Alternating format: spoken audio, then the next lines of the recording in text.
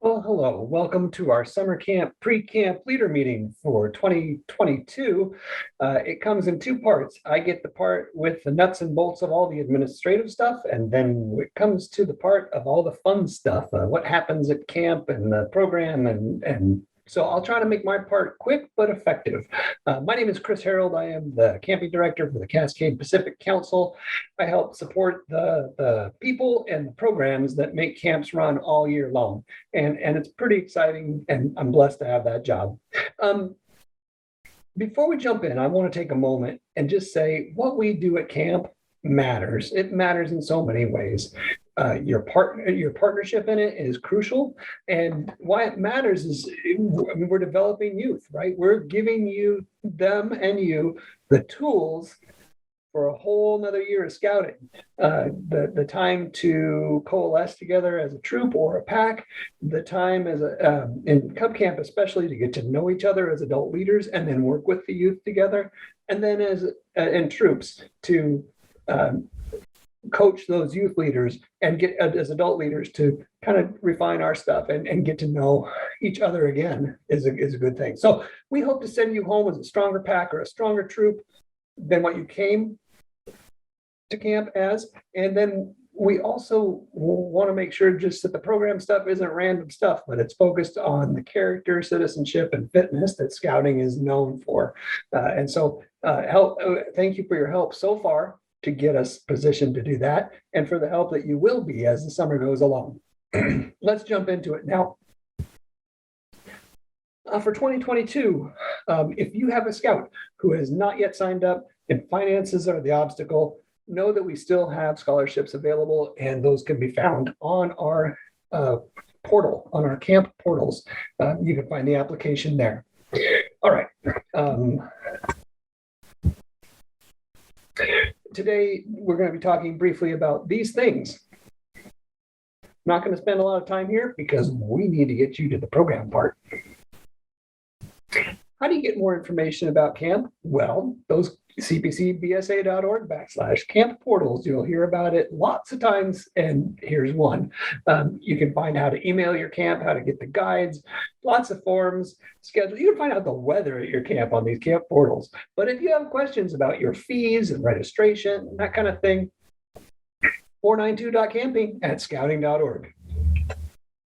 Let's talk fees for a little bit. Fees, if the easiest thing is you show up at camp and you're fully paid, you can start the fun of camp right away, because they'll say, hey, are you troop whatever it is or pack whatever it is, and do you have 12 youth and 3 adults? Okay, great, you're paid, have a great time, off you go. And the other option is, okay, we still got some stuff to work out, and that takes your time, and we have to make sure it's all accurate. So best way to make sure that happens is to take care of it at least 2 weeks before you come to camp. And we'll talk a little bit more about refunds a little ahead. What about adult fees, though? Adult fees are the portion of camp fees that are fully refundable, because we're banking on our program supplies and food and all that sort of stuff, based primarily upon the youth who are coming to camp. And so those are expenses we cannot change once somebody cancels out on it. Adults can pay before camp, but it's way easier if you pay before you come to camp. Is the best time. You get some free adults, and here's the listing of how many, depending on how many youth you're bringing. It's different for Cubs and for Scouts BSA. Refunds. Sometimes, rarely, refunds are needed, and cpcbsa.org/camp portals has the application that you need for that. That application needs to be done before or right after, right initially when you get to camp, one or the other, but not after you go home. When that happens, you can see what happens if you decrease the youth.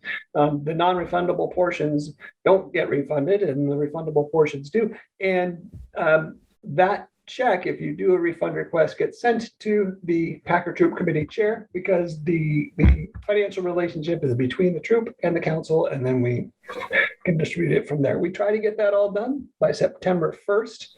And note too that there are exceptions. There are always times where there needs to be an exception related to refunds.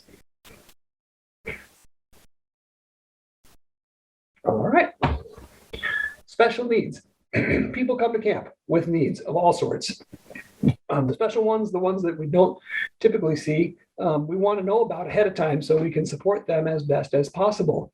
That would be, and so this special needs form, which you'll find on cpcbsa.org/camp portals, is something that's pretty easy to fill out and gives you the opportunity to tell us about what is it that you are needing.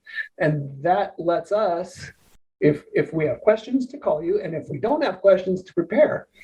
So doing it early, 2 weeks at least before you come to camp, is important.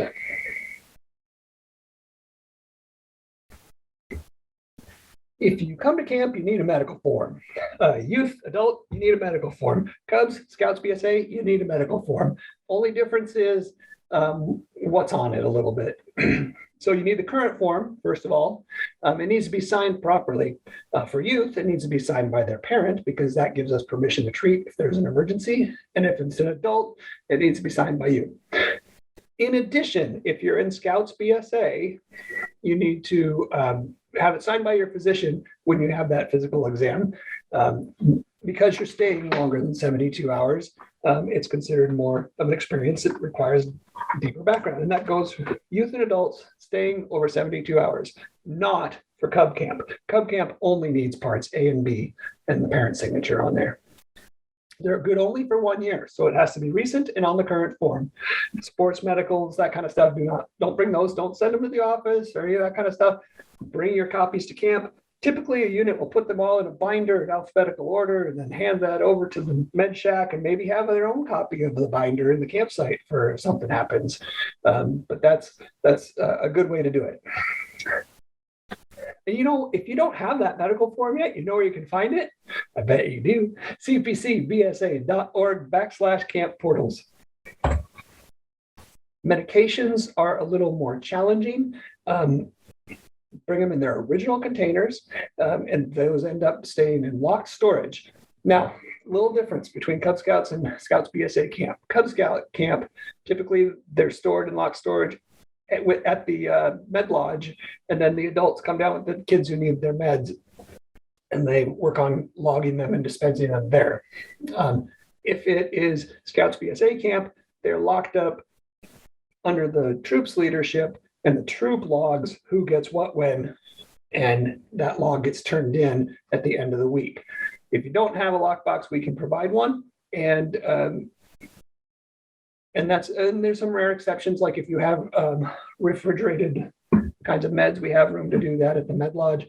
And then also if you have some immediate use meds like inhalers or EpiPens, those can be carried as appropriate versus being locked up all the time. Doesn't do you much good if you get a bee sting and need your EpiPen and it's locked up in the med lodge. That doesn't help you at all. So we understand and we take care of help things be appropriately handled. But again, original containers, not these handy dandy things that you see on the circle / screen here. They're not allowed at our camps. This is state law and BSA policy. Youth protection, keeping youth safe is something we specialize in, and we actually do a pretty darn good job of it. We recommend that all adults coming to camp have this, whether it's required or not, just because then we're all on the same page. We all understand, here's the rules. And there's no surprises about that. If you're staying longer than 72 hours, it is required that you have youth protection training. And that training, and you also need to be BSA registered if you're staying that long. Every unit, whether it's Cubs or Scouts, has to bring the 2 registered leaders. But if you're staying 72 hours or longer at Scouts BSA camp, you need to have all these things as an adult leader. Notice the rules about Cubs and Scouts BSA and sleeping spaces and whether or not how age differences and who shares some of those youth protection type spaces.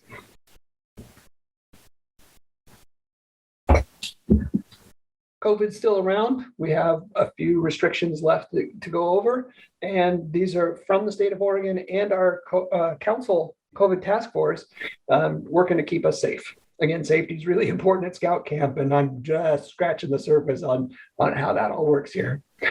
Key thing is before you arrive, do screening. If you're coming from far away, especially, but everybody can do it. Do a test before you come. We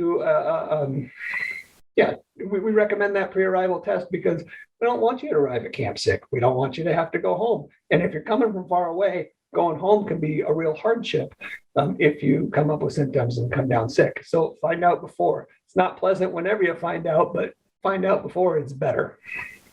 So screen before you come. On arrival, there's our usual medical screening with a couple extra COVID questions. And then daily, we're asking adult leaders to log just a symptom check for all their scouts and adults in camp. Arriving healthy is crucial to having a great week at camp. We don't want anybody to have to go home, but it can be necessary. So masking. If you're outdoors, it's your choice. If you're indoors, it's recommended. That would be trading post and dining hall when you're not seated. And then it's required at the med shack. At those times where you have choice about masking and someone's wearing a mask and it's your choice not to, or the other way around, we just ask that we respect each other's choices.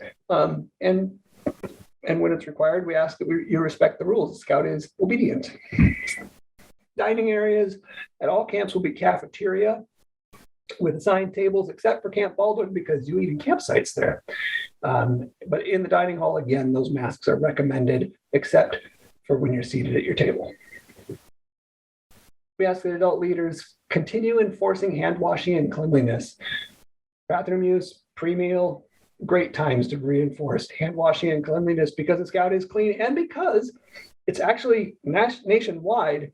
It has really reduced the outbreaks of all kinds of sickness at camp just by washing our hands. Who knew? Well, we did, but we got better at following through on that.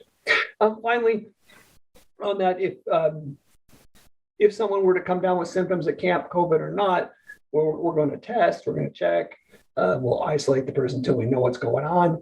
And if they do come up COVID positive at camp, we do need to send them home. If you're coming from far away, have a plan for that. You should have a plan for that because it can be very inconvenient. Communication. Set up a phone tree before you leave for camp. In fact, some troops use that phone tree just to give regular updates. Here's some cool things that are happening at camp. But also, if there's an emergency, it gives a very quick way for everybody to know what's going on and gives the unit leader at camp the opportunity to deal with the thing that's going on at camp. If there are emergencies at camp and there's an emergency, you can call the regular Scout office number to get in contact with the camp. And then after hours, that works too, because there's an answering service that allows for that. And that's for emergencies only. Internet and cell use, we ask that adults only access the internet and use their cell phones. You can picture when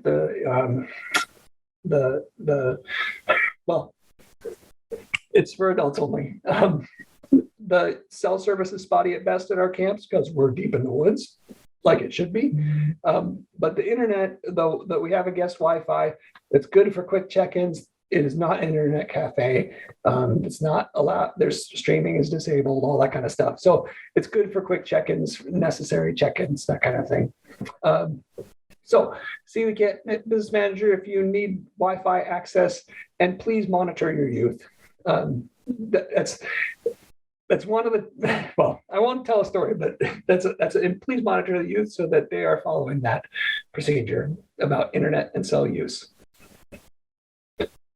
Finally, I want to go back to the beginning and just thank you again for your leadership, your commitment to coming to camp, not for the traditional vacation, even if you had to take vacation to come to camp, but to make camp great for these scouts that you're serving.